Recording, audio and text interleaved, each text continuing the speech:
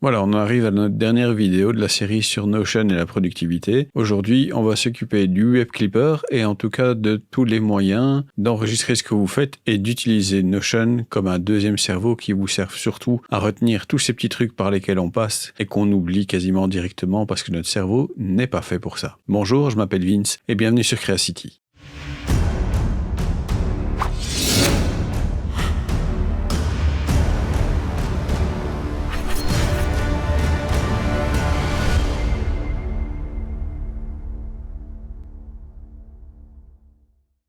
Alors notre panneau de contrôle, il a un tout petit peu changé par rapport à la dernière fois que vous l'avez vu. Donc, vous voyez qu'il y a ces nouveaux boutons qui sont là. On va en créer un nouveau en plus, comme ça je vous montrerai comment on fait pour créer ce design-là. Et ce qu'on va faire, c'est qu'on va créer un bouton ici qui nous rajoutera une note dans le Web Clipper. Alors le Web Clipper, on va directement changer ça et on va dire nos mémos, c'est-à-dire les petites choses dont on doit se souvenir et qu'on oublie trop souvent parce que voilà, c'était intéressant, ça avait l'air super chouette, mais on est passé à autre chose et notre cerveau plein de trous, il a oublié de retenir. J'aimerais vous dire que c'est complètement normal d'abord que votre cerveau ne retienne pas ces petites choses-là comme ça parce que notre cerveau il est pas fait pour ça. Notre cerveau il est avant tout fait pour réfléchir, il n'est pas spécialement fait pour mémoriser comme ça d'office des trucs qu'on voit qu'une seule fois. Et donc c'est bien la preuve que vous devez choisir, que vous devez trouver un moyen de mémoriser, de prendre des notes rapidement. C'est un peu ce que dans d'autres systèmes de productivité on appelle un second brain, selon Thiago Forte, ou dans GTD il y a des choses comme ça aussi. C'est-à-dire que vous devez trouver un moyen de prendre des notes hyper rapidement, histoire de pouvoir vous souvenir de tout ça. Nos notes, elles vont chaque fois avoir un nom, une catégorie, on va avoir un URL et éventuellement une petite description là derrière, ça fera pas de mal non plus. Donc ça nous permettrait de prendre des notes par rapport à une vidéo qu'on aurait vue et où on voudrait tout simplement s'en souvenir. Par exemple, ici, j'ai une vidéo sur la prise de notes avec Notability, GoodNotes, Nebo, Miro, etc. Donc une vidéo qui a plutôt bien fonctionné d'ailleurs sur la chaîne, 13 000 vues, c'est pas si mal que ça. Et je me dis, je vais la sauvegarder dans le système et donc je vais partager, copier l'URL, revenir dans mes mémos, mettre l'URL directement ici, comme ça je la perds pas.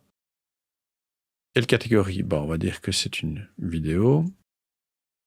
Donc ça, c'est une database inline, comme on en a déjà fait des dizaines maintenant. C'est une des techniques, vous allez voir tout à l'heure qu'on va utiliser 3 extensions différentes qui nous permettent de faire ça rapidement aussi, mais prise de notes manuelle, vous avez un truc, vous prenez votre ordinateur, vous mettez une note vous-même à la main, vous retenez tout ce qu'il faut, vous mettez vous-même votre petite description, votre titre, c'est très bien. Maintenant, donc, ce qu'on peut faire, c'est revenir ici et on va créer ce bouton nouveau dont je vous parlais tout à l'heure. Et qu'est-ce qu'on va faire pour ça? On va, comme d'habitude, récupérer le lien de la database ici, revenir là, hop, je crée une database liée et c'est là que c'est important, vous mettez ça sous la forme d'une liste, vous appelez ça rien du tout d'ailleurs, en fait il ne faut pas mettre de nom, ce sera plus simple, vous allez voir pourquoi après, ce sera beaucoup plus propre. Voilà pour l'instant toutes les notes qu'on a, et donc là où il y a la petite astuce, c'est que vous devez filtrer en disant que vous rajoutez un filtre name est empty. Si name est empty, en fait, il n'y a aucune note qui peut être sauvegardée puisque name ne peut jamais être vide. Donc, si note est empty, ça va apparaître là. Et voilà qu'apparaît mon bouton plus pour ajouter une nouvelle note. Vous avez cette version-là, ce bouton-là qui est possible. Mais si vous regardez ici, vous voyez que c'est pas tout à fait le même bouton. Ça, c'est le bouton de la galerie. Si vous voulez avoir le même bouton que ça, vous pouvez faire une nouvelle vue du type galerie. Encore une fois, on met pas de nom. Pourquoi est-ce que je mets pas de nom? Parce que sinon ici à côté, il y aurait des choses qui apparaîtraient. C'est pas ce qu'on veut. Et puis, je refiltre. Et là, on a le même bouton que pour les autres. Et moi, j'aime bien mettre ça ici tout au-dessus parce que j'ai plus souvent des notes rapides à prendre qu'autre chose. Pourquoi est-ce que j'ai mis tout ça dans un toggle? C'est juste pour que ce soit en bleu. Pourquoi ça devait être en bleu? J'avais envie, je trouvais ça joli. Mais vous ne trouvez pas ça joli ou c'est pas nécessaire pour vous. Vous mettez ça ici au-dessus, vous les prenez comme ça. Donc, le toggle, c'était pour la couleur. On n'est vraiment pas obligé de l'avoir, mais ça peut être joli. Donc, je disais, ça, c'est notre manière de prendre des notes manuelles pour venir les mettre ici dans le mémo. C'est une bonne chose. C'est une database inline qui fonctionne très bien. Maintenant, cette vidéo, je pourrais très bien aussi utiliser le Web Clipper de Notion. Le Web Clipper de Notion, c'est une extension qu'on peut avoir gratuitement dans le Chrome Store, mais elle existe aussi pour Firefox et d'autres navigateurs. Mais donc, le Web Clipper, il va vous demander de vous connecter à votre compte Notion. Et donc, quand vous êtes sur cette vidéo qui vous intéresse, vous ajoutez ça ici. Vous dites où est-ce que vous le voulez. Donc, moi, je le veux dans les mémos de mon workspace et je sauve la page. Qu'est-ce que ça m'a fait? Eh ben, ça m'a créé effectivement une note ici avec la vidéo et quand je regarde dedans, eh ben, j'ai une nouvelle page qui a été créée avec le titre, le lien et même éventuellement la possibilité de voir la vidéo dans Notion même. Donc ça aussi, très solide comme solution. Alors pour moi, le défaut de WebClipper, c'est qu'il vous crée ça ici en dessous. J'aurais vraiment préféré que ça vienne dans ma database même. C'est pas possible avec le WebClipper, mais il y a une autre extension qui vous permet de faire ça et cette extension, c'est Notion Saver. C'est aussi une extension qui est disponible gratuitement et qui va vous permettre d'aller un petit peu plus loin. Je prends Notion Saver et je vais créer un form. Je vais dire que ça doit aller dans mon Workspace Control et surtout, je dis dans quel database, ça doit se projeter. Et je dis ensuite que je veux sauver le contenu de la page, je sauve, et puis je fais ça, et je sauve dans Notion.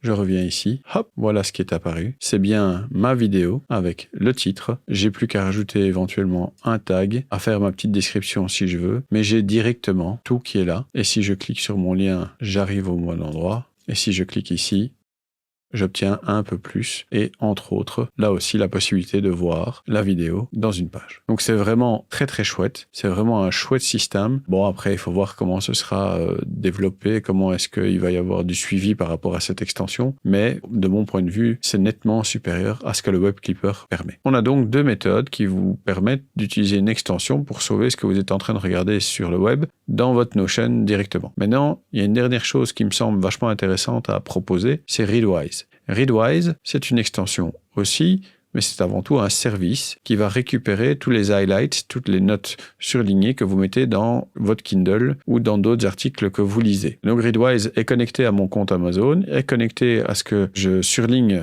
dans les livres que je lis sur le Kindle, enfin sur l'iPad, mais peu importe. Et donc, par exemple, si je reprends les livres que je lis, ici par exemple, si je prends ce livre-là, ben voilà toutes les notes que j'ai surlignées dans ce livre-là. Et il se trouve que c'est vachement bien d'avoir Readwise parce que Readwise va m'envoyer un mail tous les jours avec des highlights que j'ai mis dans mes différents livres et ça va me permettre de me souvenir et parfois, tiens, ah oui, cette phrase-là, oui, c'était vraiment bien. Voilà, c'est parfois une bonne piqûre de rappel, mais il y a aussi un export vers Notion. Et cet export vers Notion, qui ne fonctionne qu'avec la version payante de Readwise, donc clairement, il y a quelque chose à payer là-dedans. Si je demande qu'il sauvegarde toutes mes notes, tous mes surlignages dans Notion, j'utilise l'export, j'appuie sur le bouton, et puis il est parti. Et ce qu'il va faire, c'est qu'il va créer une nouvelle page, ici, Readwise, qui va se remplir au fur et à mesure. Vous voyez que cette page, elle se remplit au fur et à mesure, avec les différents livres que j'ai lus et tous les highlights que j'ai pris dans ces différents livres.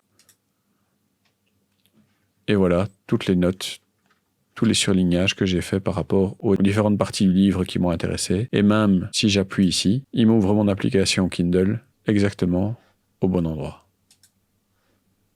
Je crois qu'on peut difficilement faire plus simple, difficilement faire plus puissant. Si on est en train d'écrire un livre, si on est en train d'écrire des articles et qu'on a besoin de revenir sur ces notes rapidement, pour moi, c'est un outil absolument génial. On va juste mettre ça ici et on va le mettre carrément dedans s'il y a moyen. Hop. Voilà. Ça, c'est le lien que le WebClipper nous a créé tout à l'heure. Ça, c'est le lien que Readwise a créé automatiquement. Et ça, c'est notre database inline qu'on peut soit remplir à la main, soit remplir grâce à Save to Notion, Notion Saver. Voilà, je vais pas aller beaucoup plus loin aujourd'hui sur cette histoire-là. Je crois que c'est avant tout quelque chose sur lequel vous devez trouver votre propre méthode, ce qui vous convient exactement. Ça a été une longue série sur Notion. J'espère que ça vous a plu. J'espère que ça vous a surtout donné envie de continuer à explorer Notion. Tout n'est pas possible dans Notion. J'ai eu pas mal d'échanges très intéressants avec plusieurs personnes où on me demande tiens mais comment tu ferais ceci, comment tu ferais cela. Tout n'est pas possible dans Notion, c'est comme ça, là aussi il faut l'accepter, il n'y a pas un outil qui soit universellement bon et en plus pour tout le monde, mais on va faire une petite pause dans les vidéos Notion pour l'instant, repasser sur d'autres choses vachement intéressantes comme aussi la prise de notes, 2-3 trucs aussi dans Microsoft, mais n'hésitez pas à poser vos questions sur Notion dans la description ci-dessous parce que ça m'aide moi à construire du contenu pour le futur. Encore une fois, je m'appelle Vince, merci d'avoir regardé cette vidéo, merci d'avoir regardé toute cette série d'ailleurs, je suis très content parce qu'aujourd'hui on a dépassé les 2000 abonnés, voilà, c'est une grande fierté pour moi, mais surtout, c'est la preuve que ces vidéos aident les gens et c'est avant tout l'objectif de cette chaîne YouTube. Soyez sympa dans vos commentaires parce que les trolls, c'est uniquement chouette quand ça danse, ça chante, ça fait des câlins. N'oubliez pas de vous abonner, de commenter, de partager, de mettre un petit pouce et de faire sonner la cloche pour être notifié des prochaines vidéos. Je vous propose aussi de regarder tout le contenu qu'on va vous servir juste après. Merci et au revoir.